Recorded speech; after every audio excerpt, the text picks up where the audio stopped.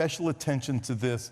He's going to talk about how once a people are demoralized, they will not believe the facts.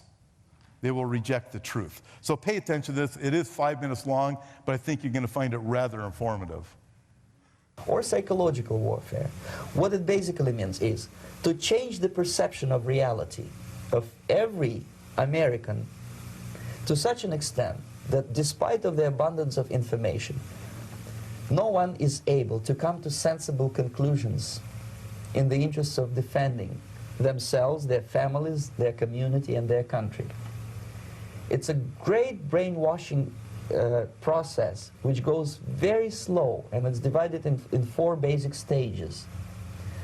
The first one being demoralization. It takes from 15 to 20 years to demoralize a nation. Why that many years? Because this is the minimum number of years which requires to educate 1 generation of students in the country of your enemy, exposed to the ideology of the enemy. In other words, Marxism-Leninism ideology is being pumped into the soft heads of at least 3 generations of American students without being challenged or counterbalanced by the basic values of Americanism, American patriotism. The result you can see. Most of the people who graduated in the 60s, dropouts or half-baked intellectuals, are now occupying the positions of power in the government, civil service, business, mass media, educational system. You are stuck with them. You cannot get rid of them. They are contaminated. They are programmed to think and react to certain stimuli in a certain pattern. You cannot change their mind, even if you expose them to authentic information, even if you prove that white is white and black is black, you still cannot change the basic perception and the logic of behavior. In other words, these people, the process of demoralization is complete and irreversible. The demoralization process in the United States is basically completed already. For the last 25 years. Actually, it's overfulfilled because demoralization now reaches such areas where previously not even Comrade Andropov and all his experts would even dream of such a tremendous success. Most of it is done by Americans to Americans, thanks to lack of moral standards. As I mentioned before, exposure to true information does not matter anymore.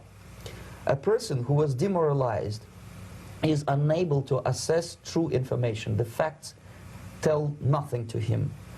The next stage is destabilization.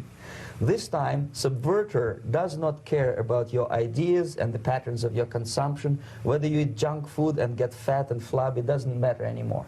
This time, and it takes only from 2 to 5 years to destabilize a nation, what matters is essentials: economy, foreign relations, defense systems.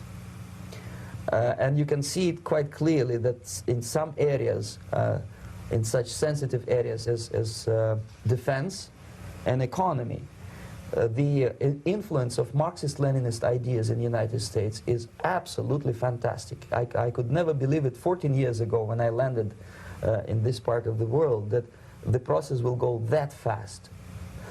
The next stage, of course, is crisis. It may take only up to 6 weeks to bring a country to the verge of crisis. You can see it in Central America now. And after crisis, with a violent change of power, structure, and economy, you have so-called the period of normalization. It may last indefinitely. Normalization is a cynical expression borrowed from Soviet propaganda. When the Soviet tanks moved into Czechoslovakia in '68, Comrade Brezhnev said, "Now the situation in brotherly Czechoslovakia is normalized."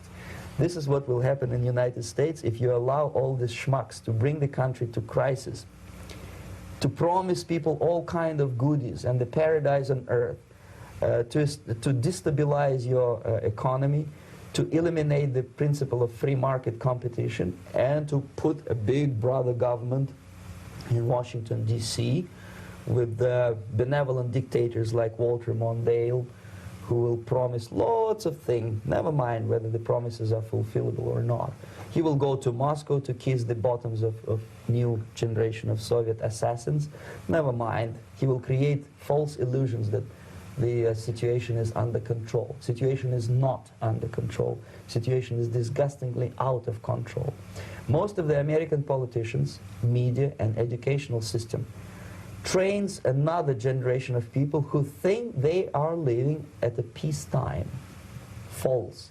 The United States is in a state of war, undeclared total war against the basic principles and the foundations of this system. Check out this verbo. Oh, man. Michael, they're your cousins.